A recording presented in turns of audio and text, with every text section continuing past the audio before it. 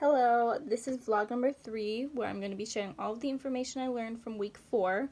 And during week 4, we were asked to read chapter 11 of the Rhetorical Act, as well as the 2 supplemental essays from chapter 1 of Reading Pop Culture. So to start off, chapter 11 from the Rhetorical Act is titled Understanding Evaluation, and it starts off by defining what critical evaluation is, which is being marked by thoughtful scrutiny. So, for example, sounding off displays, providing personal opinions, and going off of gut reaction. This chapter focuses on the standards of evaluation that are necessary to complete the critical process of description, interpretation, and evaluation. So the first task is to use descriptive analysis. So, for example, using full and detailed understanding of the rhetorical act. The second task is to relate to rhetorical context. So ask yourself, what opportunities and challenges did the rhetor face, and what resources were used to overcome points of resistance? The third and final task is to evaluate, and that's what this chapter is essentially going to teach you. So there are 4 standards of evaluation. There is the first one, which is the artistic standard, which focuses on how rhetoric is poetic and how to produce an aesthetically pleasing discourse. So doing an artistic standard, it is a measure of how skillfully, artistically, and creatively a rhetorical act attempts to achieve a rhetorical purpose, such as altering perception, creating virtual experience, attracting and maintaining attention, and calling for an action. So the artistic standard, it is not a measure of how effective an act is at achieving its purpose, but it rather is how creatively the rhetor responds to a difficult situation. The second standard is the response standard, which focuses on how rhetoric is pragmatic, on how to achieve desired effects. So essentially, it is difficult to accurately determine the effects of a rhetorical act because it is so difficult to separate responses from one act to the responses from another act. So additionally, it depends on the type of medium, because different mediums produce different responses. Additionally, with the response standard, there is an ethics problem because an act may be deemed as effective at achieving its rhetorical purpose. However, it may not be ethical. So, for example, the book talks about Hitler's speech at eliminating all Jews. It was effective and it was persuasive. However, it was not ethical. That's not something that we stand for. Another example that the book talks about is the advertisements for alcohol and drugs that are targeted to teenagers. It is effective at its persuasiveness, however, it is not ethical. We do not want to advertise that. The third standard is the accuracy standard, and that it focuses on how rhetoric is problem solving and how to check for viable, truthful, and complete information of the issue.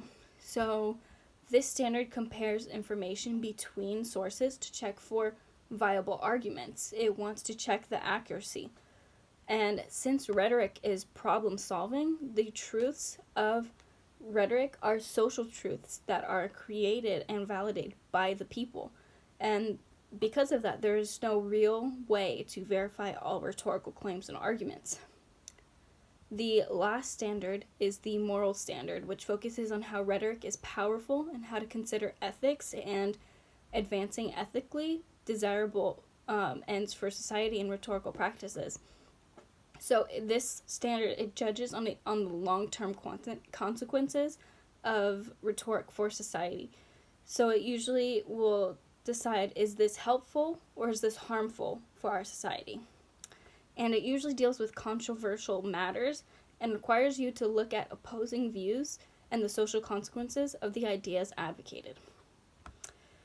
Rhetorical evaluations must be modified in terms of special pressures created by the context presented, and there are 4 four special constants that are mentioned. So the first one is competing rhetorical action, which is such as opposers in political campaigns or movements that are being judged in relation to the other campaigners for evaluation. The second one is preceding or subsequent events, where you need to include an awareness of events that preceded or followed it because they may explain the act and modify its intent. The third one is the medium of transmission, and the fourth one is the expectations and requirements created by the occasion. Now, this chapter ends by defining agency, which is the ability of individual or groups to achieve the ends they desire. So, talented individual speakers make a difference, but their impact rests on the links to cultural history, cultural values, and the organized effects of others. So, to evaluate the effects of rhetorical acts, it requires an analysis of all the historical cultural factors that facilitate their efforts. And that is pretty much all that was covered in the rhetorical act. So to move on to the two supplemental essays in chapter 1 of Reading Pop Culture, the first one is titled Public Displays of Transaction by Chiara Atik. And this week, our discussion asked us to talk about evaluating sources, so if they're credible and trustworthy.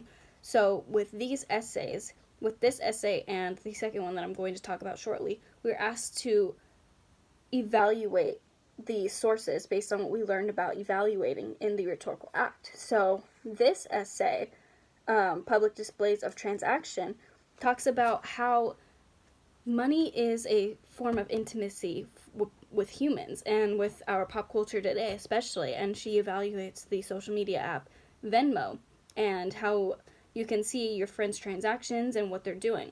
So she uses real primary sources. So she uses her own experiences as she tracks one of her friends' transactions and how that friend went through a heartbreak to falling in love, and how she could tell that by her transactions because money is intimacy. So she used primary sources that were effective and that were aesthetically pleasing and were accurate and true because they were primary sources. With the second essay that we looked at by Ellen Hewitt, Snaps to Riches, The Rise of Snapchat Celebrities, she also used primary sources, and this essay basically was where Hewitt followed many Snapchat celebrities, for example, Sean McBride, Logan Paul, Jerome Jarre, and she just highlighted their experiences with becoming Snapchat celebrities and how they were able to find ad campaigns and make money off of these marketers. And she used primary sources, and if you can see right here, she uses real tweets that these Snapchat celebrities have used, and these are also primary sources, so we can deduce that these sources are credible and trustworthy because they are primary sources. They are real quotes and real tweets that these people have stated.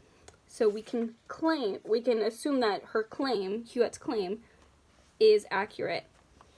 And that is all that was covered in Reading Pop Culture, and that was all that was covered for week 4. So thank you.